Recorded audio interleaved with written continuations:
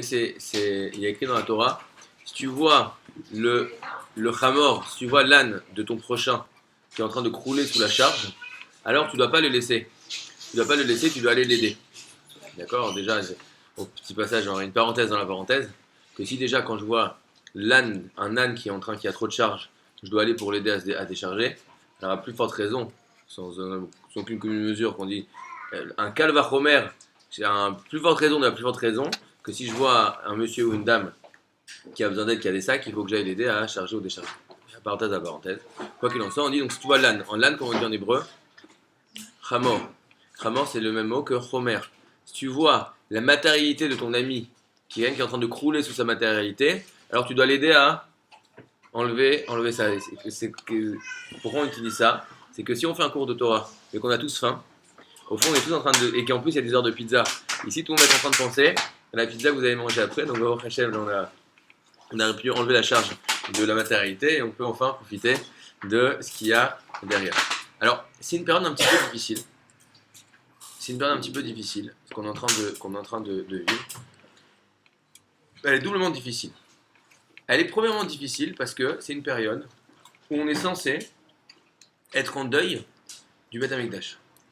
C'est-à-dire qu'on est censé être en deuil de la chose qui est censée, j'arrive bien censé, être la plus essentielle de notre vie. On a mis le titre du cours, exactement l'intitulé mot pour mot, mais c'était quelque chose, le temple est détruit, le peuple juif est en exil, so what? C'est-à-dire que d'un côté on est censé être en train de vivre des choses terribles, et donc forcément c'est pas sympathique, parce que quand on est censé vivre des choses pas sympas, c'est pas sympa. On ne se rase pas, les ashkénazes ne se rasent pas, on se laisse pousser les cheveux, etc. On n'est pas dans un état où on ne peut pas se marier, on ne peut pas faire de grandes joies, on ne peut pas manger de la viande, on peut pas... C'est rasera, comme on dit en français. Quoi qu'on en dise, quoi qu'il en soit, c'est encore plus dur que ça. Vous savez pourquoi c'est encore plus rasera que rasera? Parce que non seulement c'est une période qui est censée être rasera, mais en plus, j'arrive même pas à vivre la rasera que je suis censé être en train de vivre. Parce qu'au fond, entre vous et moi, c'est beaucoup plus facile pour moi de faire les 3 semaines ou le jeûne de la voiture que j'ai pas que du Beth Amikdash que j'ai pas. Parce que dans mon quotidien, le Beth Amikdash il m'aide pas à aller faire les courses, mais une voiture ça m'aiderait bien. Ok? Un nouveau job où je suis mieux payé, ça m'aiderait mieux à payer mon loyer que d'avoir un Beth Amikdash a priori. C'est-à-dire qu'au fond, on est censé être en train de vivre la chose la plus terrible de l'année. Et leurs deux choses l'une. Soit, déjà on y va à fond, bon c'est pas très sympathique. Mais même quand on n'arrive pas à avoir à fond, on s'en veut de ne pas être à fond. C'est-à-dire qu'on a l'impression de passer à côté de ce qu'on est censé être en train de vivre. Au fond, à Kippour, toute personne, où qu'elle soit, peut arriver à vivre Yom Kippour. Yom Kippour, c'est pas pour rien qu'on dit il y a les juifs de Kippour. Bon, juste une petite histoire. Un jour, il y avait un monsieur, comme ça, avec un gros accent russe. Il y a un rabbin à côté de lui à Jérusalem dans le bus, c'est ce rabbin qui raconte l'histoire. Il arrête, il dit, vous savez, moi je suis un juif de Kippour. Ok. Ouais, il continue, ok, ouais, laisse-moi tranquille, quoi. Qu'est-ce qu'il vient me dire? Il dit, non mais vous savez, je suis vraiment un juif de Kippour. D'accord, ok, très bien. Et il dit, ça, il veut me faire un pic, qu'est-ce qu'il me cherche? Il dit, mais vous voulez savoir pourquoi je suis un juif de Kippour? Donc, dites-moi pourquoi vous êtes un juif de Kippour? Ah ouais, ça arrête, il dit, écoutez. Quand je viens de Russie, et en Russie, il y avait l'enrôlement dans l'armée forcé pour tous les jeunes. Et dans l'armée, vous imaginez bien qu'un armée communiste, si tu arrives et que tu leur dis je suis juif, donc je veux un traitement spécial, je veux des plats cachers, méadrine, etc., ça veut bien que tu finis au goulag pour 20 ans. Et il n'y a rien, tu peux rien dire, il n'y a pas de c'est Shabbat, il n'y a pas de etc. Moi, je n'étais pas très religieux, mais je vous sens que chez moi, à Kippour, il n'y avait rien. Et j'étais mal de dire qu'à Kippour j'allais travailler, mais je pouvais pas leur dire c'est Kippour, je veux pas travailler. Alors il y avait un truc à l'armée où on était sûr qu'on pouvait se composer. C'était quoi? Si tu dis que tu avais mal aux dents, là-bas il n'y a pas de dentiste. Quelqu'un a mal aux dents, qu'est-ce qu'on fait? On lui donne un shot de vodka, on vient avec une tenaille, on lui arrache la dent. Ça fait une douleur incroyable, mais après on donne un jour de repos pour se remettre. Donc écoutez, je me sentais pas de transgresser Kippour. Je me souviens, ma maman, on faisait Kippour, etc. Je n'étais pas religieux, je savais même pas quoi, mais je savais que ça c'était être juif. Alors j'ai dit que j'avais mal aux dents. Et Baruch Hashem, j'ai passé 20 ans dans l'armée et j'ai jamais transgressé Kippour. Et là, il lui fait un sourire et il lui montre la bouche sans dents. Au petit passage de dire. Mais donc, quoi que Yom Kippour, c'est au fond, c'est un moment. Il y a des centaines d'histoires vous prenez des juifs russes dans la rue. Je raconte une fois, j'ai déjà raconté cette histoire, je crois, un cours le mercredi soir, mais c'était incroyable. Une fois, j'étais dans le taxi, je parlais avec le chauffeur, ça m'intéresse, je dis comment c'était le judaïsme en Russie, etc. Et il m'expliquait, il me dit, tu sais qu'on devait se cacher pour faire la Brit Mila, parce que si on travaille la Brit Mila, tu peux avoir des gros problèmes, perdre ton travail, etc. Bon. Et donc il me dit, genre, quelqu'un qu'on est dans les sous-sols, on fait la Brit Mila, les gens ils se sont fait la Brit Mila à 40 ans dans un sous-sol, dans des conditions pas possibles, et s'ils se faisaient attraper par la Gestapo, c'est pas, horrible. D'accord. Gestapo. Non. Pardon, KGB, pardon. KGB, pardon. S'ils se faisaient attraper par KGB, c'était terrible. Quoi qu'il en soit. Et je lui dis comme ça, donc je parle avec lui, je lui dis. Et je lui dis, mais c'est incroyable ce que tu me dis, vraiment, c'est fou. Il me dit, ouais, non, mais bon, moi, quand même, Baruch Hashem, j'ai fait la Brit Mila à tous les enfants, etc. Et je fais, ah, incroyable. Tu te rends compte? Ah, waouh. Bémet. Et là, il s'arrête.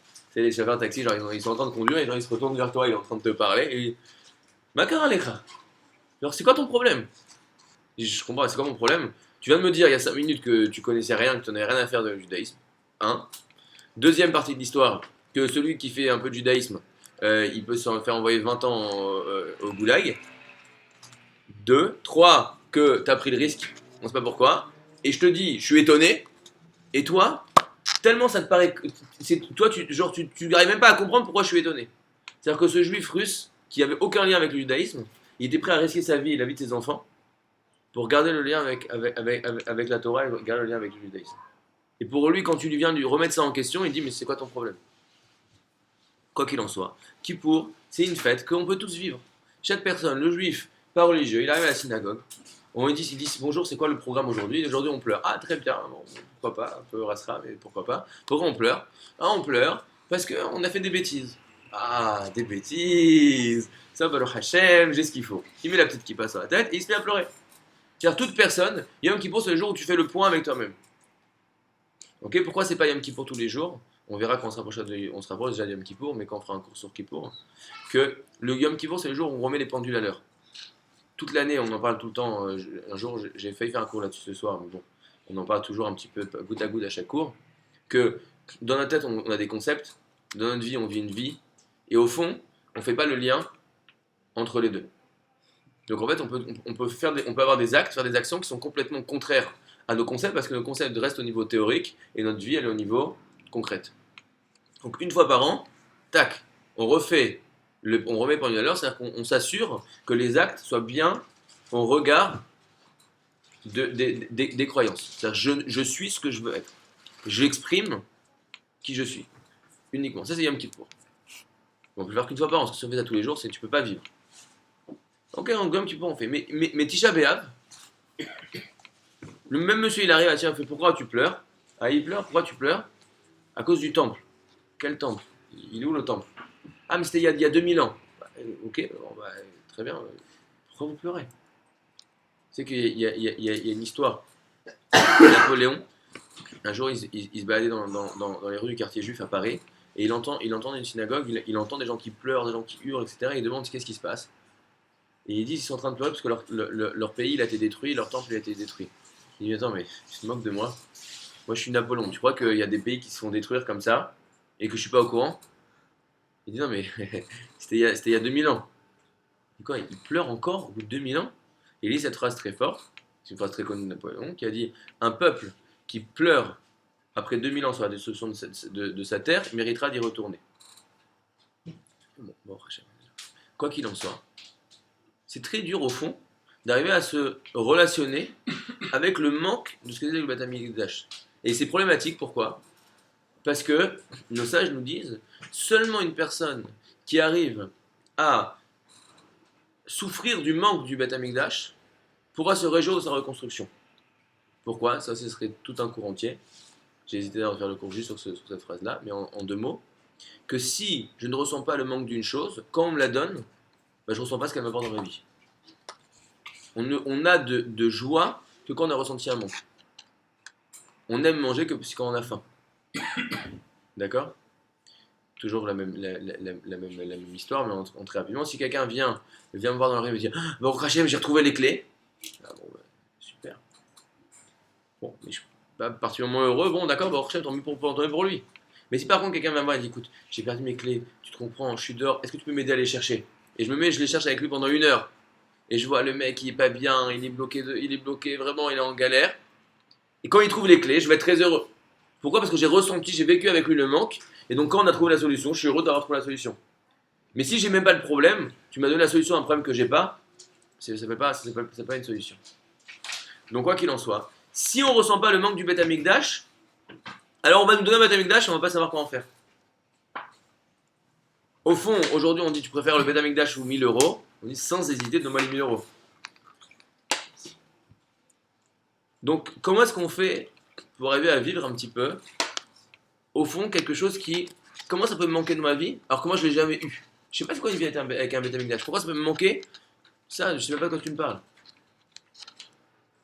Alors, il faut voir que il y a un cadre qui s'appelle la halacha. La halacha, c'est la loi juive. Il faut savoir une chose que quand il y a la loi,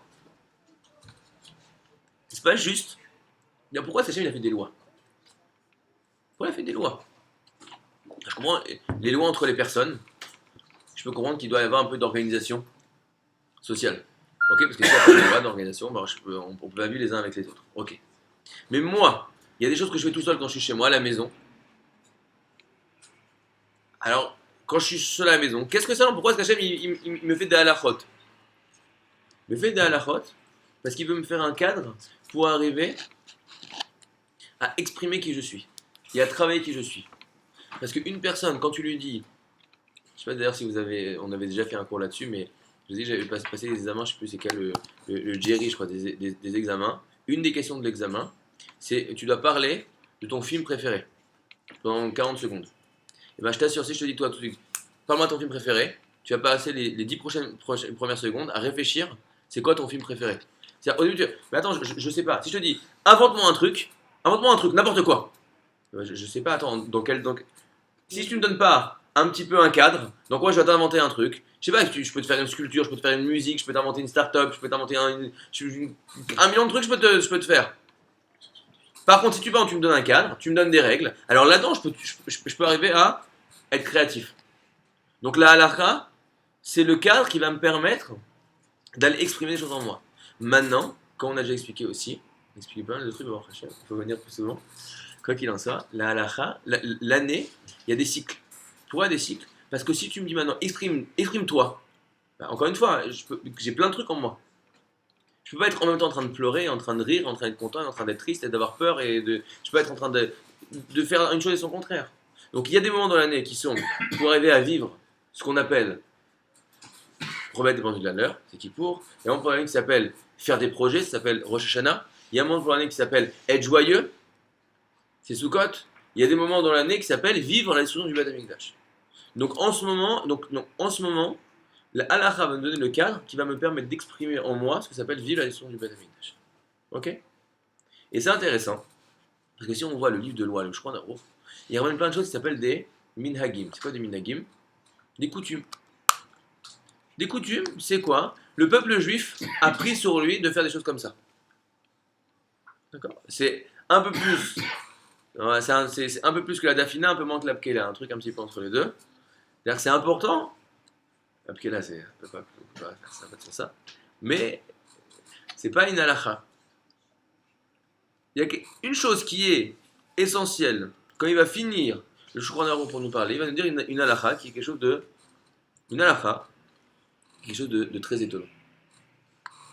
Je vous dis. Tsaïr Lizaïr. Alors, je fais une petite introduction là-dessus. Ça vous paraît bizarre, c'est normal. Parce que nous, on n'arrive pas à vivre ces choses là-dedans. Et il y a plusieurs textes de dire que des choses comme ça, on n'est pas censé les enseigner en public. Pas parce que c'est la mystique ou c'est dangereux. C'est juste que je vous enseigne en public des choses que. Pourquoi on enseigne en plus? Que les gens qui ne comprennent pas, ils vont se moquer. Mais comme c'est quelque chose d'important et qu'on va essayer d'en tirer quelque chose de fort, Je vais le faire, mais je me fais comme cette des choses. Saher Leiser, il faut faire attention. Miyud Zain Betamuz, à partir du 17 Tammuz, à Tisha B'Av, jusqu'à Tisha B'Av, donc la période qu'on est en train de vivre.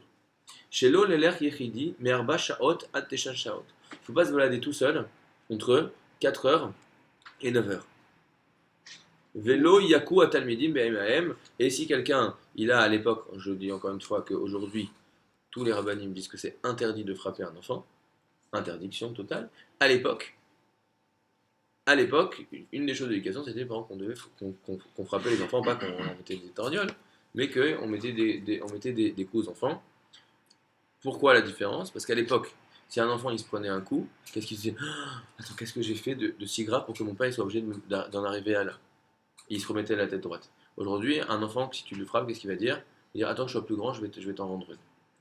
Ok, donc aujourd'hui, c'est interdit de faire ça. Le rapport qu'il y avait, ce qu'on appelait la morale, la crainte des parents, n'existe plus aujourd'hui. Sûrement pas comme elle existait à une certaine époque.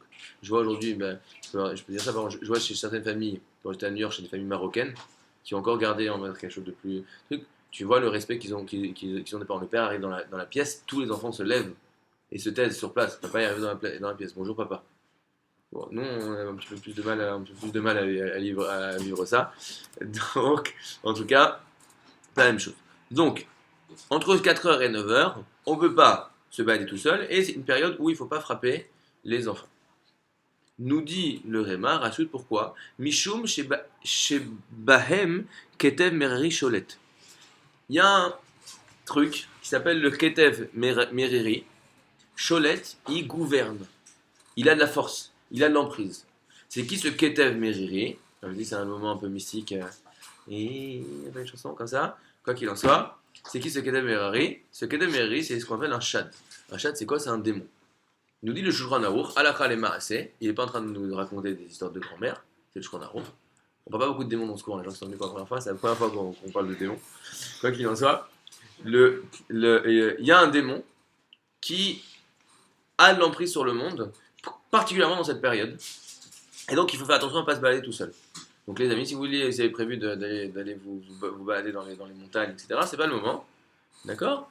Et on fait pas des choses dangereuses. C'est aussi pour ça, je suppose, ça va être supposé qu'on n'habite pas, par exemple, de ne pas aller se baigner. On fait pas des choses dangereuses. C'est un moment où il vaut mieux faire attention. Pourquoi? Parce qu'il y a ce Ketev Meriri, qui s'appelle des Mazikim, donc des sortes de démons, des forces mauvaises dans le monde, donc il faut mieux faire attention. Alors, je ne vais pas rentrer, etc., expliquer c'est quoi ces forces, pourquoi il y a des forces, qu'il y a vraiment des forces, qu'est-ce qu'il y a des Shulchan Aruch, etc. Je vais juste essayer de comprendre pourquoi est-ce que Shulchan Aruch vient nous parler de ça ici. Ça arrive de halakha. C'est-à-dire que des histoires de démons, si j'ouvre les livres de mystique, je peux en avoir à l'infini. Si j'ouvre la Gemara elle en parle très souvent des démons. D'accord? Il y a plein d'histoires, il y a des histoires complètement folles. Si vous voulez voir des histoires dingues de démons, d'accord? Il y a des histoires complètement folles. Il y a un démon qui vient voir un rave, il dit écoute, moi je suis votre démon de la ville, mais il y a un autre démon qui veut prendre ma place, mais moi je suis un gentil démon, lui c'est un méchant démon, alors on va faire un combat de démons la semaine prochaine, et je veux que vous veniez tous et vous allez tous chanter notre démon c'est le plus fort, notre démon c'est le plus fort, comme ça je vais gagner. Truc complètement fou sur les démons. C'est pas notre sujet. C'est pas notre sujet. Pourquoi est-ce que le Shulchan Aruch il vient et là il te donne une halakha? Il n'a pas dit grand chose cette période. Une chose qu'il faut que tu saches absolument, c'est que on fait attention aux démons. Bon, il veut faire attention à nous, ok. Mais il y a quelque chose d'essentiel dans cette histoire qui est lié avec le temple. La Torah, quand elle nous parle du moment où Moshe va monter, va ériger le temple, on va dire l'embryon de ce que va devenir le temple, le Mishkan, le tabernacle, elle nous dit la chose suivante. Vahi beyom kalot Moshe le hakim et a Mishkan. Et voici, ce fut le jour où Moshe a fini d'ériger le Mishkan. D'accord? Il y a un midrash, le midrash Tantrouma, qui dit la chose suivante. C'est quoi Vahi bayom kalot Moshe? Kalot, ok, ça veut dire aussi la fin, il a terminé de. Mais c'est quoi ce mot? C'est un mot un petit peu. Il y a d'autres façons de dire. Il nous dit le midrash. Maou bayom kalot, c'est quoi ce mot bayom kalot, le jour de la kalot? Nashon kala, bayom. Chez Hukam à Mishkan, Nitkalu à Mazikim. Kala, c'est quoi Kalot? les chalot, quoi? Détruire. Les chalotenu. Au petit passage pour on va dire les gens qui font, comme on dit les puristes, quand on dit les chadodi, ok, c'est les chadodi likrat kalla. D'accord, il y a un dagesh dans le lamed parce qu'on parle d'une kala, d'une jeune mariée, et pas de kala de la chaîne de destruction, enfin de purisme. Quoi qu'il en soit, donc, le jour où il a fini, c'est le jour où il a détruit. Pourquoi il a détruit, nous dit le Midrash? Parce que avant qu'il y ait le Mishkan, il y avait dans le monde des Mézikim, des démons qui régnaient sur le monde. C'est un cours un peu bizarre. Il y avait des démons qui régnaient sur le monde. Et le jour où il y a le Mishkan, alors il n'y a plus de démons. On voit que le temple de Jérusalem, une des choses qu'il fait de génial, c'est qu'il enlève, c'est comme une gousse d'ail géante, d'accord? Il enlève les démons. C'est pas Rachid qui les a supprimés en Europe? Alors ça on dit, c'est autre chose, c'est une autre histoire. Quoi qu'il en soit, qu'il enlève l'emprise des démons sur le monde, on va dire comme ça. D'accord? C'est pas qu'il y a plus, c'est qu'il n'y a plus d'emprise. Alors, c'est qu'il n'y a plus d'emprise d'emprise des démons. C'est quoi cette histoire que il y a l'emprise, il n'y a pas d'emprise? C'est quoi le rapport avec le Mishkan? Ouais. La mitzvah vient de Ve'asuli Mikdash, n'est-ce Ouais. pas? Alors pourquoi est-ce qu'actuellement on ne fait pas ne serait-ce qu'un Mishkan? Puisqu'on a une mitzvah de le faire. Parce qu'on sait, déjà, alors c'est une grande discussion. Est-ce que nous, on ne devrait pas reconstruire le Beth Amikdash? C'est un sujet que je ne maîtrise pas. Il faudrait qu'il y a la mosquée, pourquoi est-ce qu'on ne fait pas un Mishkan? C'est une discussion que je ne maîtrise pas très bien au niveau afrique. Pourquoi oui, pourquoi non? Je ne sais pas bien le sujet. J'ai une question depuis tout à l'heure. En fait. On a dit qu'on doit essayer d'arriver à un état où on va, où le Beth Amikdash il va nous manquer. Ouais. Tu vois, en fait, j'ai une autre question. Pourquoi on n'essaierait pas plutôt de comprendre directement qu'est-ce qui, dans le Beth Amikdash, nous manque? Tout à fait, c'est exactement ça, c'est la même chose. J'ai envie de me forcer à avoir une conscience plutôt qu'avoir la conscience tout simplement. Mais c'est exactement ça, c'est exactement ce que tu viens de dire. C'est-à-dire que si je comprends pas c'est quoi le Beth Amikdash, comment tu veux qu'il me manque? Donc il faut comprendre qu'est-ce qui me manque dans le fait qu'il n'y ait pas de Beth Amikdash. Simplement. Le vivre. Le vivre, ouais, ça. Alors, mais comment je le vis? Moi, je ne sais pas le vivre des choses. Je ne sais pas vivre des choses. Apprendre, on dit savoir, c'est la force. Je pense qu'on est d'accord Ouais. dans le fait. C'est-à-dire qu'il faut que j'arrive à dire où j'attrape ce conseil qui s'appelle il n'y a pas de Beth Amikdash dans ma vie. Moi, je ne connais pas c'est quoi avoir un Beth Amikdash. Je n'ai pas une vie avec un Beth Amikdash. Donc, je ne peux pas savoir c'est quoi une vie. Je ne peux pas faire où ça manque dans ma vie qu'il n'y ait pas de Beth Amikdash. Est-ce que ça doit nous manquer plus que la vache rousse par exemple? Je sais pas ce que ça veut dire plus que la vache rousse. C'est une mitzvah, est-ce que c'est une mitzvah qui vaut plus qu'une autre? Quoi? Qui vaut plus qu'une? Alors, on va voir. En tout cas, c'est pas de façon qu'elle vaut plus ou qu'elle vaut moins, mais en tout cas, elle vaut ce qu'elle vaut. Et on a une mitzvah, en ce moment-là, de vivre spécifiquement cette mitzvah-là qu'elle nous manque. Alors, vous savez qu'il y a un saint qui s'appelle le Harizal. Le Harizal, c'était un grand sage, il a fait pas mal de mystique ce soir. Il a institué que pendant cette période des 3 semaines, on va dire ce qu'on appelle le Tikkun Chatzot. On s'assoit par terre et on pleure sur la destruction du temple. Donc normalement, toute l'année, on a l'habitude de le faire au moitié de la nuit.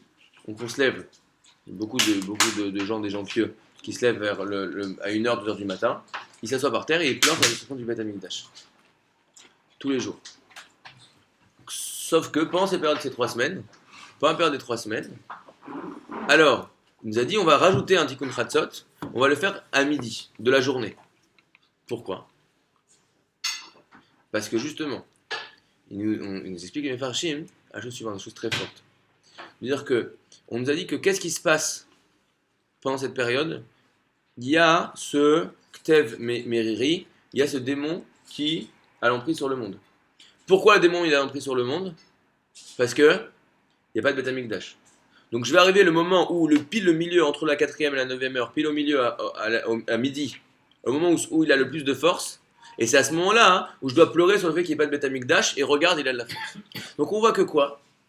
Qu'est-ce qui doit me manquer dans ma vie du fait qu'il n'y ait pas de Beth Amikdash? C'est que non, il y a un Ktev Meriri.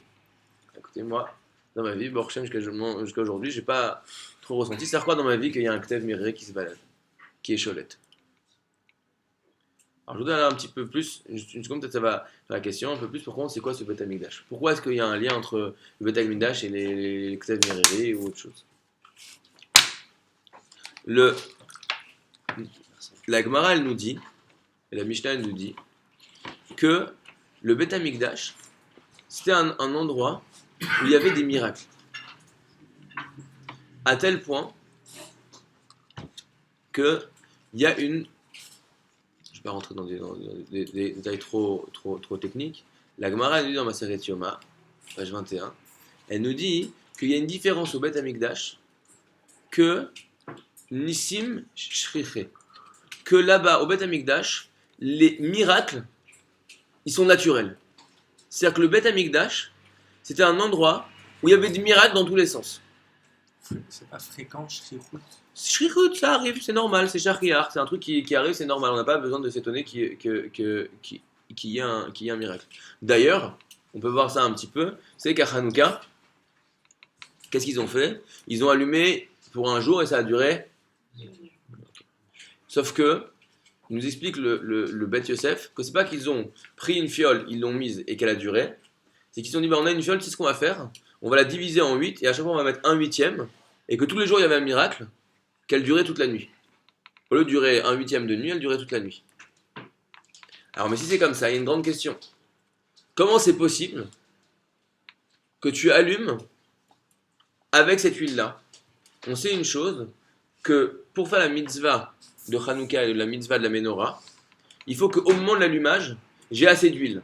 Si par exemple je mets un petit peu d'huile, j'allume, et après je rajoute de l'huile, ça marche pas. Ça s'appelle Adlaka Osan mitzvah, que la mitzvah elle est au moment de l'allumage. Donc je dois allumer au moment de l'allumage une bougie qui a assez d'huile pour tenir toute la nuit. Donc si j'allume une demi-bougie et que tadam, soit il y a un miracle qui se passe ou moi je rajoute de l'huile après, ça compte pas. Alors comment ça se fait que les Hashmonaïm ils ont pu allumer une huitième de bougie qui a duré toute la nuit, mais qu'on leur dit pas, bah écoutez les copains, vous avez eu de la chance qu'elle a duré toute la nuit, mais au moment de l'allumage, vous n'avez pas allumé une bougie qui peut tenir, vous avez allumé un huitième de bougie. Répond Ravadia Yosef, parce que au Beth Amikdash, Nissim Shriche, c'est qu'au moment où ils ont allumé la bougie, pour eux c'était évident que la bougie allait tenir. Parce qu'au Beth Amikdash, les lois de la nature ne s'appliquent pas, il y a des lois qui sont complètement différentes, et qu'à ce moment-là, ils ont estimé que la loi du Beth Amikdash, c'est que je peux allumer un petit peu d'huile et qu'elle va durer. C'est-à-dire qu'au Beth Amikdash, il y a les règles du monde, c'est-à-dire qu'il y a la physique de Newton, la physique quantique, etc. dans le monde entier, et il y a la physique du Beth Amikdash. Le Beth Amikdash, il fonctionne de façon fondamentalement différente que le reste du monde. C'est-à-dire, c'est quoi le Beth Amikdash? Le Beth Amikdash, c'est un endroit où la nature n'a pas le contrôle. Qu'est-ce qui a le contrôle? Les miracles. C'est quoi les miracles? Les miracles, c'est le moment où, au fond, tout est un miracle. Mais le miracle, quand on voit un truc qui sort de l'ordinaire, c'est le moment où Hachem, il reprend, Kaviachol, façon de parler, le contrôle pour dire, attends, non, là c'est bon, là je le fais. C'est comme s'il y a une machine, c'est moi qui ai créé la machine automatique. C'est moi, ça se passe. D'accord? Et à moi, j'arrête, là je fais avec la main. Au Beth Amikdash, il n'y a pas du tout ces règles de nature qui s'appliquent. Il y a les règles d'Hachem. C'est lui qui contrôle, directement. C'est-à-dire, qu'est-ce qu'il y a au Beth Amikdash? C'est le lieu de l'expression totale d'Hachem dans le monde. Il n'y a pas de nature au Beth Amikdash. La voiture, elle, disparaît.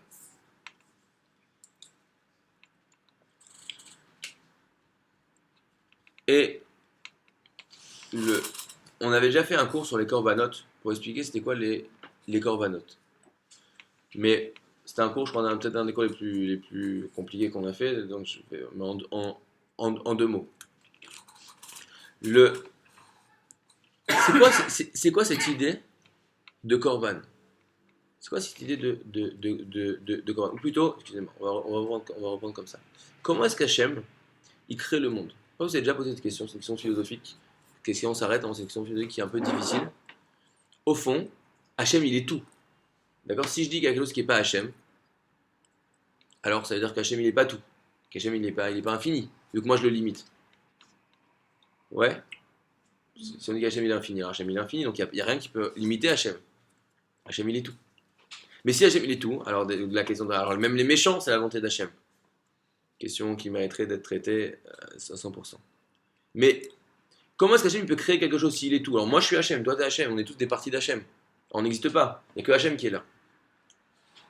Hachem il a fait quelque chose d'incroyable dans la création du monde, on fait encore un petit peu de Kabbalah, qui s'appelle le Tzimtzum. Hachem il a voilé son expression dans le monde. Pourquoi? Parce que tant que Hachem, tu vois, au fond ce verre, c'est un morceau d'Hachem, d'accord? Mais si quand je vois ce verre, Pourquoi? je vois quoi? Pourquoi c'est un morceau? Parce qu'Hachem il est tout. Il n'y a rien qui peut être pas Hachem. Parce que s'il y a quelque chose qui n'est pas Hachem, c'est-à-dire qu'il y a une dualité dans le monde. Ok? Parce que peut-être si je dis en deux mots quelque chose qui n'est pas du tout évident à attraper, je m'explique. Hachem, par définition, il est Echad. Il est un. Au commencement de la création, il n'y a que du Hachem. D'accord? Donc, Hachem, s'il crée quelque chose qui n'est fondamentalement pas lui, alors il se limite, c'est-à-dire qu'il y a d'autres forces dans le monde qui ne sont pas Hachem. Alors peut-être qu'Hachem il est plus fort, mais il y a d'autres forces, mais qu'il y a un autre. Ouais? Donc ça vient contredire Shema Israël, Hachem Elokeinu, Hachem Echad. Que Hachem, c'est lui qui est tout. Mais si Hachem il est tout, alors c'est-à-dire que rien n'est rien. Donc ce verre, au fond, c'est un petit morceau d'Hachem. Vous tous ici, on est tous des petits morceaux d'Hachem. Mais quoi, si quand je vois le verre, à ce moment-là je vois Hachem, et que je prends conscience qu'on est tous Hachem, alors moi j'existe pas, vous n'existez pas, il n'y a rien qui existe. Il n'y a que Hachem. Donc comment est-ce qu'Hachem il a fait pour que nous on ait la sensation d'exister, d'avoir du libre arbitre? Il a fait ce qu'on appelle, il a voilé sa face. Il a créé une réalité dans laquelle moi j'ai l'impression de vivre ma vie, je vis ma vie, je fais des choix, j'ai un libre arbitre. Il y a un verre, il y a du coca, il y a des gens, j'ai des amis, j'ai des difficultés, j'ai des envies, etc. Ça s'appelle qu'Hachem il a voilé. Comment est-ce qu'Hachem il fait pour créer? Il se voile. Plus Hachem il se retire de la création, plus Hachem il te donne l'impression qu'il n'est pas là, plus j'ai l'impression qu'il y a d'autres choses que Hachem. Vous avez compris, c'est le vase communicant. Si Hachem il montre très clairement qu'il est Hachem, alors tout disparaît, je ne vois que Hachem. Et si Hachem plus il se retire, plus il crée. Plus je vois des choses qui sont entre guillemets autres à Hachem. Parce que je ne peux pas voir, c'est ce que nous dit la Torah, Moshe il a vu voir Hachem, il a dit on ne peut pas me voir et vivre.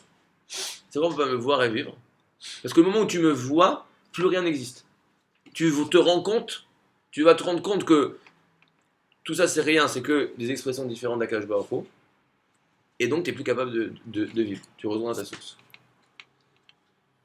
Donc quoi? Que comment Hachem il fait pour créer? Hachem il se voile. Maintenant, c'est quoi que à Shabbat, par exemple, Hachem il a arrêté de créer, il n'a pas créé, il nous dit le Rav Dessler, c'est qu'il a arrêté de se voiler. C'est ça qu'à Shabbat, on dit que c'est Me'en Olam Haba, c'est un goût, un avant-goût du monde futur. Parce qu'à Shabbat, vu que on n'est plus dans une activité créatrice, en disant je suis, c'est moi qui contrôle, on est en expression de attends, consomme, regarde, alors Hachem il est beaucoup plus présent à Shabbat. Maintenant il y a une halakha que vous savez qu'à Shabbat on n'avait pas le droit de construire le temple de Jérusalem à Shabbat, on devait s'arrêter. Pourquoi? Parce que quand j'allais dans le temple de Jérusalem, si je voyais dans le temple de Jérusalem, c'est vrai que je voyais Hachem, mais je voyais quand même un édifice incroyable. Je ne pouvais pas m'empêcher de dire waouh, attends, il y a des gens qui ont bossé pour construire ce temple. Il est magnifique, c'est incroyable, trop d'architecture, il y a de l'or partout, etc. Donc c'est-à-dire que j'arrive à un certain degré de dévoilement d'Hachem, qui est d'une certaine manière masqué par un édifice incroyable qui a été créé par des gens qui ont travaillé. Je vois la main de l'homme, je vois la présence de l'homme. Et donc forcément, vase communicant, plus je vois la main de l'homme, moins je vois la main de Dieu. Shabbat, c'est un niveau plus grand parce que comme l'homme il n'est pas en train de créer, je peux plus voir la présence divine, et donc c'est plus grand que le temple. Et donc on ne peut pas transgresser Shabbat, le dévoilement du Shabbat, pour faire le développement du temple, qui est un peu moindre parce que c'est un peu caché par cet édifice incroyable. Par contre, qu'est-ce qu'on faisait, oui, à Shabbat, dans le temple? Des sacrifices. À Shabbat, on allumait des feux, on faisait des choses, on allumait des feux à Shabbat dans le temple. Pourquoi? C'est là, c'est assez d'ochelota assez. Hachem il t'a dit, tu fais les sacrifices. Alors pourquoi? Parce que les sacrifices, c'est quelque chose qui vient montrer un dévoilement d'Hachem beaucoup plus total que même le Shabbat. On l'a expliqué dans le cours des sacrifices. C'est quoi le sacrifice? Et je vais prendre la matérialité, je vois de la bête. Et qu'est-ce que je vais faire? Je vais la faire disparaître, monter au ciel. C'est-à-dire que avec cette bête, quand on brûle de la viande, on voit la fumée qui monte, je me rends compte que quoi? Que la matière peut disparaître devant Dieu. C'est ce qu'on vit au moment du sacrifice. C'est-à-dire que par le korban, par le sacrifice, je peux prendre conscience extrêmement fortement de l'expression d'Hachem dans le monde. C'est-à-dire que le Beth Amikdash, le temple de Jérusalem, c'est le lieu où une personne peut voir et ressentir ce que c'est qu'une expression totale d'Hachem. D'ailleurs, c'est intéressant. On voit que quand vous connaissez l'histoire que Joseph il a été envoyé en Égypte, à un moment il voit son petit frère Binyamin, Benjamin, qu'il n'avait pas vu depuis des années, qu'il adorait, et ils vont se tomber l'un sur l'autre et ils vont pleurer sur le cou de l'un de l'autre. Vous dites, Rachis, pourquoi est-ce que tu vas me dire qu'il a pleuré sur son cou? Il me dit la chose suivante, très incroyable. Il dit que quand la Torah dit qu'il a pleuré sur son cou, c'est-à-dire qu'il a pleuré sur les deux temples de Jérusalem qui étaient construits sur le territoire de Binyamin et qui vont être détruits. Ah, et pourquoi le cou c'est un temple? Pourquoi le temple de Jérusalem il s'appelle un cou? Parce que de la même manière que le cou, c'est ce qui vient faire le lien entre la tête et le corps, le cou c'est ce qui va permettre le lien entre la volonté et la réalisation, entre le potentiel et le réalisé, c'est le cou qui fait le lien. Ouais. Le temple, c'est ce qui va venir de permettre l'expression de la volonté divine dans le monde. C'est-à-dire que le temple, c'est le tuyau le plus propre où Hachem il s'exprime sans aucun voilement, ou quasiment aucun voilement. C'est quoi de dire que quand il y a, c'est quoi que s'il y a un temple, il n'y a plus de démons, et si il y a pas de temple, alors il y a des démons qui gouvernent. C'est pas Chazé Shalom qu'il y a, nous on ne croit pas qu'il y a une guerre entre le Satan et Dieu. Dieu il dirige tout. Mais c'est de dire quoi? Que quand Dieu il est présent dans le monde, alors il n'y a plus de place, pourquoi? Pour la nature. C'est pas forcément que tout va être détruit, mais c'est-à-dire que plus Dieu est présent, moins j'ai l'impression que la loi de la nature elle gouverne. Plus il y a une expression qui est pure et entière, plus je vois que tout coule. C'est juste ce qui se passe. Tu fais quelque chose de bien, tu reçois une récompense. Les gens ils s'aiment, ils trouvent à se marier. Il veut se marier, il trouve à se marier. Il arrive, il se marie, ils ont des enfants. Les gens ils sont pas malades. Il te manque quelque chose à manger, Hachem il te donne. Pourquoi? Parce qu'Hachem il peut exprimer, si tu veux, tout le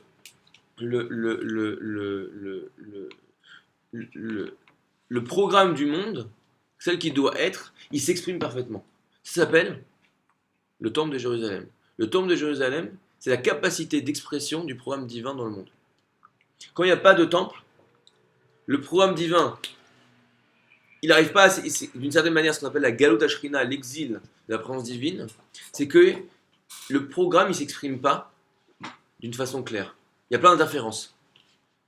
Et donc quoi? Des gens ils sont malades, des gens gentils, ils décèdent très jeunes, quelqu'un il galère, il n'arrive pas à se marier, il n'a pas de parnassa, etc. Et ça, qu'est-ce que ça s'appelle? Ça s'appelle comme si il y a, Kaviachol, façon de parler, quelque chose d'autre qui gouverne le monde. Parce que j'ai pas l'impression, je vois pas dans mon quotidien que c'est le programmeur du monde qui le dirige. C'est-à-dire, je vois comme s'il y a une coupure entre le créateur du monde, entre la volonté divine et l'expression que je vois dans le monde. C'est ça que les gens ils arrivent et disent, mais écoutez-moi monsieur, mais quand vous voyez la Shoah, comment vous pouvez croire en Dieu? Qu'est-ce que vous lui répondez à ce bonhomme? Écoutez, je vous comprends. C'est pas Chasvé Shalom que Dieu il n'est pas là et que Dieu ne décide pas ce qui se passe. Dieu décide tout ce qui se passe. Mais le monde, je ne vois pas le monde comme l'expression du programme qu'il devrait avoir. Il tourne pas rond ce monde. Ça s'appelle il n'y a pas de Beth Amikdash. J'ai l'impression qu'il y a des lois, il y a des règles, et il y a des forts, il y a des pas forts, etc. C'est quoi la force? C'est que Hachem qui a de la force. Et oui, il y a des gens qui respirent bien les affaires, des gens qui respirent bien les affaires. Quoi? Qu'Hachem qui a l'argent.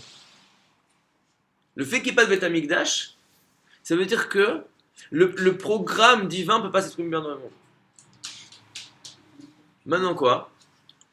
Et c'est surtout ce point sur lequel je voudrais. Parce qu'ici on fait pas de cours de. On parle pas beaucoup de Dieu, c'est rare. Enfin, on parle plein de trucs nouveaux ici. On parle pas beaucoup de Dieu, on fait pas des cours de religion ici. On fait des cours sur l'humain, de Torah. Et moi. Il nous dit le Tanya. C'est là, Tanya il dit une chose incroyable. Il dit que une personne c'est quoi? Une personne c'est sa neshama. Une personne a deux composantes. Il appelle l'âme divine et l'âme qu'il appelle animale. Okay, au fond, on ressent tout ça. Que dans ta vie, tu as à la fois un besoin de manger, dormir et avoir un toit. Ok, on a tout ça. Et à la fois, tu as besoin qu'on t'écoute, d'être épanoui, de recevoir de l'amour. D'accord? C'est deux choses qui sont d'ordre complètement différent. Tu as des besoins qui sont des besoins, on va dire, matériels et des besoins qui sont immatériels. Ça, c'est que tu as deux composantes en toi. Tu as une composante qui est matérielle et immatérielle. Un animal, il n'a pas besoin d'avoir un besoin d'épanouissement personnel. Ok? Un animal, il a besoin de sentir qu'on va pas le bouffer. Il a peut-être besoin d'être fort. D'accord? Mais c'est pas parce qu'il dit je suis content, je suis fort et tout, j'ai bien. Non. Il dit c'est bon, j'ai pas peur. Il n'y a pas une réalisation personnelle super. Donc quoi? Si on dans d'autres termes, c'est ce qu'on va dire ta superficialité et ton intériorité. Tu as une partie qui est superficielle, qui existe en toi, et une partie qui est ton intériorité. Maintenant quoi? Nous dit le Tanya, cette partie intérieure qui est en toi, Chelek Eloki Mamash. C'est quoi? C'est un morceau d'Hachem Mamash, exactement. C'est-à-dire que quand on te dit que Hachem n'arrive pas à se réaliser dans le monde, ça passe aussi par quoi? Que moi-même, je ne suis pas capable de me réaliser dans le monde. Je vois que j'ai des envies, mais j'arrive pas. Je sais pas, je suis frustré. Je sais même pas qu'est-ce qui va. Si on dit, mais qu'est-ce qui te rendrait heureux? Je sais pas. Je sais pas, j'arrive pas à attraper. Je fais des projets et je me rends compte que c'est pas ça. Je croyais que c'était ça que je voulais, mais je sais même pas à qui je veux me marier, ce que je veux faire comme boulot. Je sais même pas. Je sais même pas où donner la tête. Je sais même pas ce que j'attends de la vie. Et je sens que je suis pas bien. Je sens que je cours après des trucs, et je les ai, donc je devrais être bien. Et je me sens encore vide. Pourquoi quelqu'un se sent vide? Parce qu'il n'arrive pas à exprimer qui il est. Parce qu'il ne vit pas. Parce que vivre, on a déjà expliqué ça aussi, que pourquoi est-ce qu'on dit que le Yetzer Hara il cherche à te tuer? A dit la Gemara. Parce que le Yetzer Hara c'est quoi? Le Yetzer Hara c'est de venir exprimer quelque chose qui n'est pas toi. Le Yetzer Hara c'est quoi? Quand tu t'énerves, tu dis des trucs, je suis désolé, je pensais pas ce que j'ai dit. Ouais? Je comprends, alors qui le pensait? Allongez-vous sur le canapé, monsieur. Combien vous êtes là-dedans? Qu'est-ce qu'il a dit? Si tu le penses pas, qui le pensait? Ah, je sais pas, tout ça m'est pris comme ça. Ça s'appelle le Yetzer Hara. C'est pas qu'il y a un petit bonhomme, un petit démon qui a dit vas-y, dis-le que t'es un bouffon. Non, c'est pas ça. C'est que tu te sors des choses dans toi qui ne sont pas l'expression du programme que tu attends de la vie. C'est pas l'expression de toi, de qui tu veux être. On dit que les Goïm, ils ont pas et ça. C'est toute une grande discussion aussi sur le Sphératané, etc. Quoi qu'il en soit, c'est un très grand sujet vaste. Mais l'idée c'est quoi? C'est que, au fond, quand j'exprime la superficialité, j'exprime pas qui je suis. Qui je suis, mon intériorité, mon programme. Et pourquoi je me sens mal? Parce que je n'arrive pas à vivre. C'est quoi j'arrive pas à vivre? Quand j'exprime pas qui je suis. J'exprime ce qu'on met dans la tête, j'exprime la pub, j'exprime mes peurs, j'exprime mes désirs, j'exprime mes trucs. Mais j'arrive pas à exprimer qui je suis. Donc j'arrive pas à mettre le point, dire là je vis. Là je suis moi. Vous savez, parfois vous savez des moments dans la vie où tu dis là je me sens à ma place. C'est un moment de bonheur incroyable. Mais ça n'arrive pas à chaque seconde. Vous vous rendez compte? Puis il y a quelques temps, ils avaient fait, je crois, Dior, ils avaient lancé un magasin, leur premier magasin à Tel Aviv. Et ils avaient mis des pubs partout. Partout. C'est incroyable. Je me suis retrouvé en train de penser à des sacs à main pour femmes. Je me suis dit, mais incroyable, c'est-à-dire que Dior décide que maintenant, pendant 2 minutes par jour pour les meilleurs et pendant toute la journée pour les autres, on pense tous au sac à main pour femmes. Et vous imaginez que dans ma vie, je n'ai pas beaucoup d'occasions de penser au sac à main. Donc quoi? C'est incroyable, c'est à quel point je suis passif dans même ce qui se passe dans ma tête. Alors t'imagines bien, quand je dois choisir un boulot, je dis non mais on va avoir un truc un peu plus trash, mais je vous dis ça pour les garçons, parce que c'est souvent comme ça. On voit des jeunes, et je vous assure, une des difficultés des jeunes garçons qui sont pour se marier, c'est qu'ils se disent, cette fille quand je vais la ramener à mes copains, qu'est-ce qu'ils vont dire? Pas qu'eux ils la trouvent très bien, etc. Et même je trouve qu'elle est sympa, elle est jolie, etc. Mais moi je la trouve super, mais j'ai un peu honte. Pas j'ai honte. Truc, j'ai honte parce que tout le monde va dire ouais, mais il aurait pu avoir mieux. C'est horrible, hein? Ça va vomir. Mais ça se passe comme ça dans la tête des gens. À quel point les gens, ils peuvent être soumis au regard des autres. Tu trouves une fille qui ressemble à une actrice, je sais pas si l'actrice elle est bien, pas bien, etc. Mais d'un coup, ah, attends, elle a l'air top. Tu dis des trucs qui ont l'air d'être une marque qui te rappelle des marques qui te rappellent des habitudes. Je sais pas pourquoi, mais ça a l'air génial. La mode. Au fond, on nous met des schémas dans la tête et on n'arrive pas à exprimer qui on est tellement on tourne toute la journée, le nombre d'appels, le truc toutes les 2 secondes. Ton téléphone il sonne, il dit un truc à quoi penser à cet instant-là. Vous vous rendez compte ou pas? Encore plus aujourd'hui. Bon, je suis en train dans une conversation, je suis en train de décider ce que je fais de ma vie, et là, mon téléphone il m'attire et me dit, non, tu vas penser à ça. Alors, peut-être qu'après tu vas avoir la force de revenir à quelque chose. Mais en fait, tu te rends compte. Il y a possibilité de décider quand tu vas penser à autre chose. C'est naze. À tel point que la Torah, elle nous dit, le sage, il nous dit, il n'y a pas d'homme libre, il n'y a d'homme libre que celui qui étudie la Torah. Pourquoi? Parce que la Torah, on va parler aujourd'hui avec Mathieu, que la Torah, qu'est-ce qu'elle fait? Elle pose des questions. L'étude, il pose des questions, des questionnements, qui vont m'obliger à aller puiser au fond de moi toutes mes connaissances, mes réflexions, etc., pour essayer d'y apporter une réponse. C'est pour ça que, faire très attention, il y a plein de textes, vous regardez les textes, qui disent des trucs qui ont l'air complètement invraisemblables. Sans dessus-dessous. Pourquoi? Parce que le but de la Torah, c'est pas une pub Coca-Cola. La pub Coca-Cola, te le dit, bois Coca-Cola. C'est facile, on sait ce qu'elle attend de nous. Et le pire, c'est qu'après avoir vu une pub Coca-Cola, vous en bois Coca-Cola, j'ai envie d'aller m'acheter un Coca-Cola. C'est incroyable quand même. Rien de plus naze. Mais maintenant quoi? La Torah, elle te dit pas bois Coca-Cola. Elle te montre un truc et tu t'arrives pas à comprendre qu'est-ce qu'on veut de moi. Donc je suis obligé d'aller puiser en moi. La Torah, elle veut pas que tu restes au niveau superficiel. Elle veut que tu ailles puiser en toi qui tu es toi. C'est d'ailleurs que la Torah, on étudie toujours à deux. Parce que je veux sortir ce que j'ai au fond de moi. Donc moi je vais te dire un truc et toi, vu que toi t'es toi, tu vas pas comprendre. Tu vas comprendre différemment. Tu vas me dire mais non, mais pas du tout. Et moi je vais dire mais non, mais si. Et ça hurle dans une yeshiva. Ça hurle. Toi ça hurle parce que les gens ils sortent ce qu'ils ont au fond des tripes. Mais ça vient, je te crée un questionnement. Je te fais un questionnement pour que tu ailles chercher au fond de toi et que tu ne me donnes pas des réponses bateaux. Et même des réponses bateaux de religieux. Hein. Oui, non, parce que vous savez, Shabbat, oui, la Torah, non, mais les religions, et le rabbin. C'est pas ça la Torah. C'est pas la Torah, ça. La Torah, c'est quelqu'un, il se pose, il dit, mais je réfléchis qui je suis, qu'est-ce que j'adore de la vie, c'est quoi mon potentiel à moi. On a fait un cours, je suis encore en train de faire pas mal de cours, sur la jalousie. Que la pire des choses, c'est la jalousie. Pourquoi la jalousie? Comment je peux être jaloux de toi? Parce que je pense que toi et moi, on a exactement le même potentiel. Donc, tout ce que tu fais toi, moi, je devrais pouvoir le faire. Mais non. Chaque personne, elle est unique. Chaque personne a son potentiel. Donc, toi, tu vis ta vie parce que tu es toi, et moi, je dois vivre ma vie parce que je suis moi. Donc, éventuellement, ce que je dois te faire toi, ça peut venir me poser des questions sur moi, mais c'est pas dire que tout ce que tu fais toi, je dois l'avoir, ou je dois le faire. Parce qu'on est des gens différents, on a tous les deux, on a un programme qui est différent, fondamentalement. Donc la Torah, elle veut que tu viennes, pas exprimer ce qu'on te met dans la tête, mais que tu viennes exprimer ton programme à toi. Et pour ça, ça demande à quoi? D'aller puiser au fond.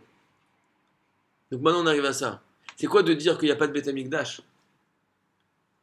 Vous savez, c'est quoi la galoute? Vous savez quoi l'exil? Vous savez quoi il faut se mettre à pleurer? C'est que je suis pas capable de vivre. Je suis pas capable de vivre. J'arrive pas à vivre pleinement. J'arrive pas à vivre pleinement. Pourquoi tu fais ce boulot-là? Je sais pas. Pourquoi tu as fait ces études? Je sais pas. Stam. Combien de Stam tu peux dire? Ce truc. Alors, ok, t'habites là parce que Stam. Tu t'es marié avec cette femme parce que Stam, t'as des copains parce que c'est Stam et t'as ce boulot avec ce Stam. Alors, quittez-toi. Stam, c'est comme ça. C'est sorti comme ça. C'est pas dans Israël. Stam. Comme ça. Mais donc quoi? Il est où mes choix proactifs? Il est où le moi? J'arrive pas à le toucher le moi. J'arrive pas à m'exprimer pleinement. C'est voilé. Mes projets, je ne sais pas où j'en suis dans ma vie. Le monde, il tourne pas rond. Au niveau global, il tourne pas rond. Et au niveau individuel, il n'arrive pas à tourner rond. Ça s'appelle qu'il n'y a pas de Beth Amikdash. Pas de Beth Amikdash, c'est quoi? C'est que j'ai l'impression qu'il y a des forces extérieures qui régissent sur moi.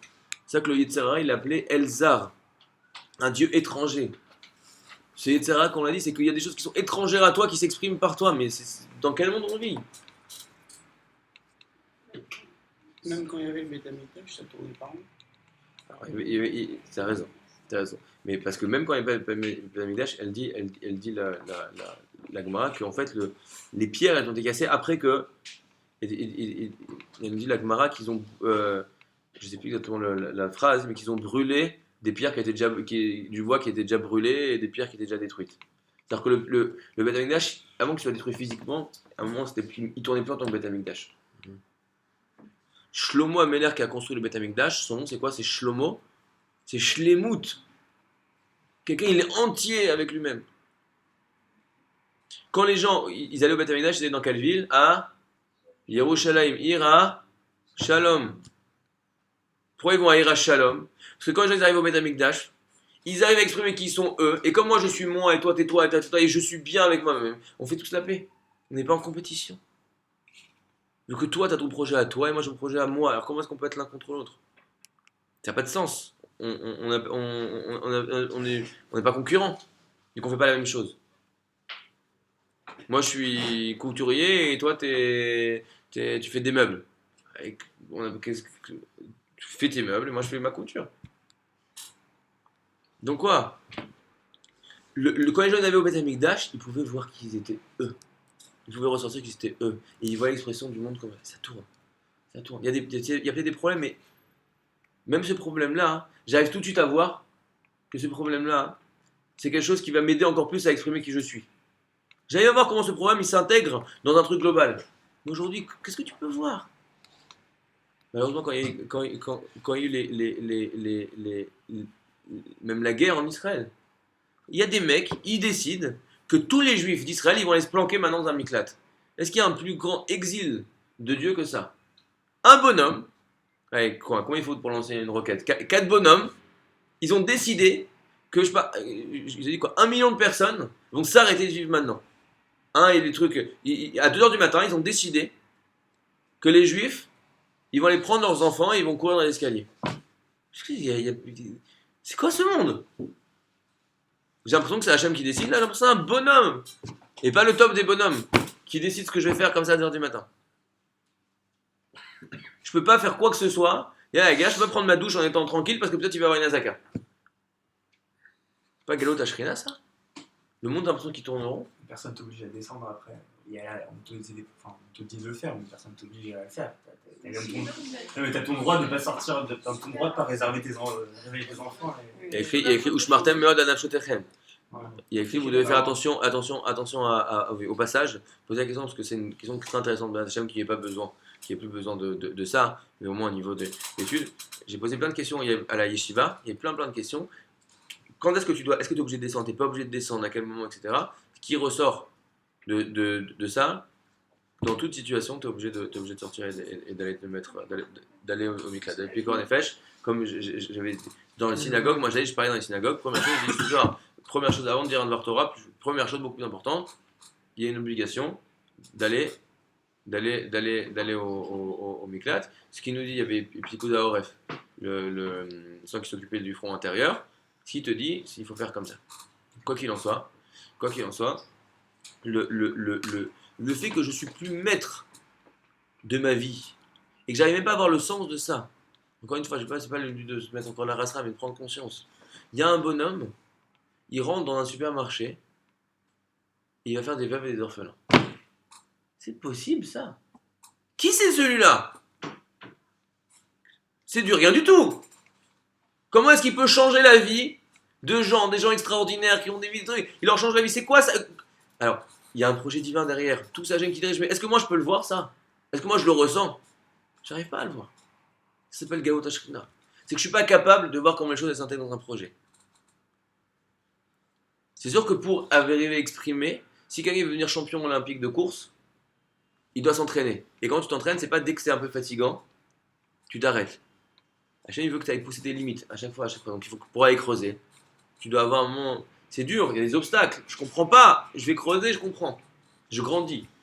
Je saute des obstacles une fois, deux fois, trois. Je fais un poids un peu plus lourd et maintenant je deviens plus fort. Ouais. Donc je comprends qu'il y aura des obstacles dans la vie. Mais au moins je comprends pourquoi c'est ça. Et donc ça fait du sens. Si il y a quelqu'un qui est en train de s'entraîner, qui fait du sport, et on lui met des poids sur le dos, il est fatigué, etc.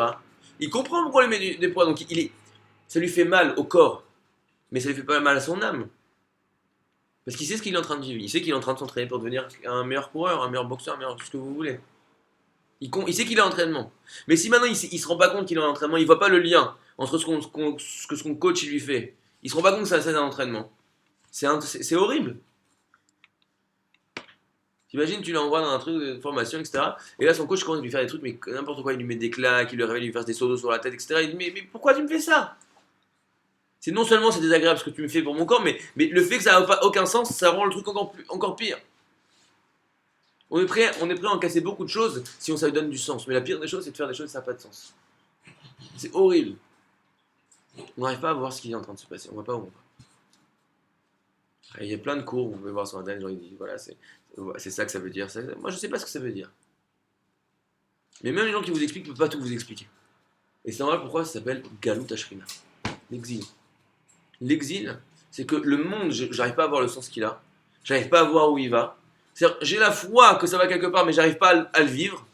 Et moi, ma vie, j'arrive pas à voir où elle va. J'arrive pas à donner un projet à ma vie. J'arrive pas à prendre le contrôle de 100% de ma vie. J'arrive pas à... Ça s'appelle qu'il n'y a pas de Beth Amikdash.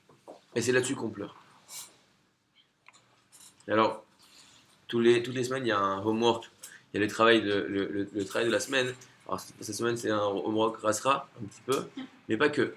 Parce que dans le rasra, il y a de la force. Parce que, évidemment, le but de tout, c'est encore une fois, le but de la halakha, le but de la Torah, c'est d'aller chercher des forces en nous, de grandir. C'est que se poser à Tisha B'Av et d'arriver à prendre conscience de ça. Et là, prendre conscience de dire que ça me pèse que ma vie, elle est que ça. Je me prends conscience qu'elle pourrait être infiniment plus. Que je pourrais être vachement plus moi, je pourrais vivre vachement plus intensément et avoir un vrai projet et mener ma vie quelque part et ça a une direction et qu'au fond je virevolte. Ça ma vie et le peuple juif en général et le monde en général. Mais au moins déjà avant de se projeter dans le monde, projeter déjà avec soi-même. Ça s'appelle la Galut Ashrina. Ça s'appelle qu'il n'y a pas de temple.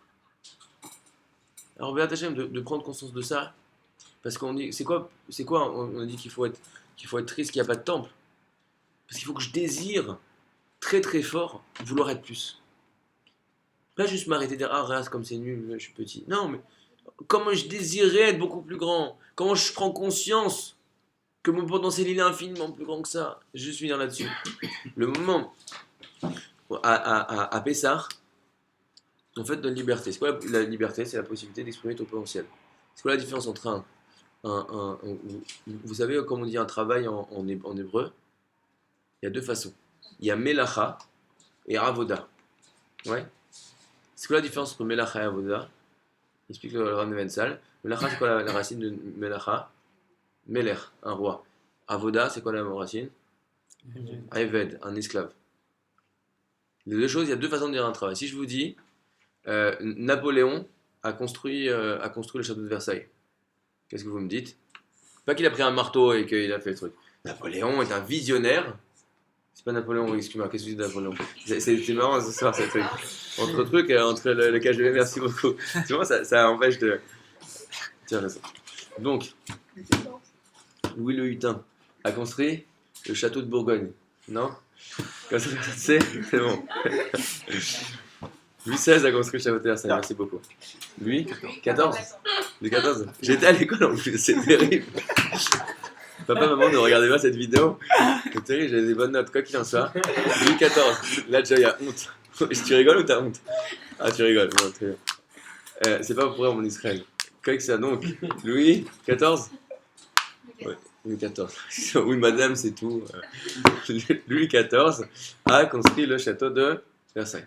Donc là, si je vous dis ça, une fois qu'on a dit avec le bon Louis, alors on dit, bah ok, il a une vision et il a exprimé cette vision qui a été réalisée dans le monde. Ok. Mais si je vous dis, Momo a construit le château de Versailles, qu'est-ce que vous comprenez? Bah, que Momo, il était là et qu'il a donné des coups de marteau. C'est quoi la différence? C'est que le Meller, il fait une action qui est la résultante de sa volonté. Il est en train d'exprimer sa vision du monde dans son action. Ça s'appelle une Melacha, un Meller. Une Avoda, c'est quand je ne fais que exprimer le projet de quelqu'un d'autre. Je suis qu'un exécutant. Là, c'est un dictionnaire, c'est un exécutant. Pourquoi je vous dis ça? Vous m'avez tué avec l'histoire de le Huton. Quoi qu'il en soit,